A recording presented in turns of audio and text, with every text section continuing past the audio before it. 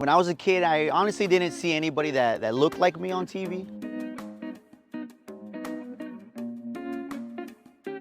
Hey, this is Jose Arrendondo. I'm a news reporter with Spectrum News 1 here in San Antonio. We're a statewide news network, and I grew up here in the heart of San Antonio's west side, specifically the 78207 zip code, one of the most economically impoverished zip codes, a zip code that has a lot of beautiful people who came out of here, a lot of people who have contributed to this country, to this city, to the arts, to cultura, to politics, to journalism. You know, and so for me growing up, I didn't see a lot of folks who looked like me on TV. And even if they did look like me, they didn't talk like me.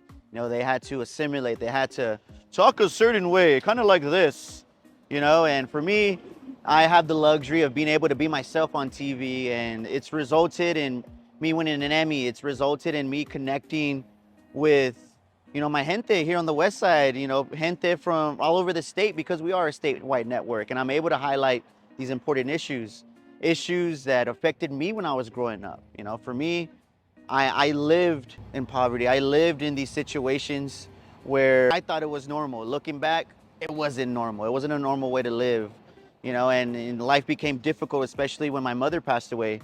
Because even though we lived in poverty, she still kept it together. We still had food on the table, a roof over our head. So I will never complain about the way I grew up, because I had a nourishing home. But losing my mother did make life difficult, but also forced me to figure out what I wanted to do with my life, which was be a reporter.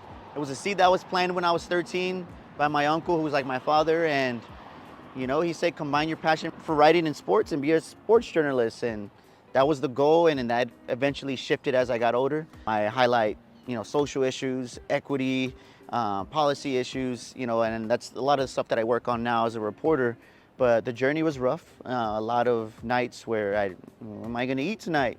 A lot of sacrifices, but it was worth it. It was something that I knew I was gonna do with my life. I knew it was something that I undoubtedly knew that I wasn't gonna do anything else. There was no other option. Everybody was like, oh, I have a plan B and a plan C. Nope, this was plan A, and that's the only plan that I have. And for you kids out there who are watching, if you have something that you're passionate about, stick with it. Even if nobody around you believes in it, even if nobody around you believes that you can obtain it, you don't need any of that. You don't need anybody to validate your dreams, to validate your goals. It's your gift. It's something that was given to you that you were meant to do, and do it. It may be hard. It may take longer. Like for me, it took longer than what I thought it was going to take, but you know what? It's going to happen. Not a matter if it's going to happen. Throw that out the window. It's when it's gonna happen, you know? Like, don't doubt it one bit. Take that verbiage out of your mouth. Take that out of your repertoire. It's when is it gonna happen, all right? And so that's my message to you all. Whether you're a painter, whether you're a future educator, musician, reporter, politician, whatever, just stick with it, and you're gonna attract those people who are gonna help nourish that goal of yours and that dream of yours.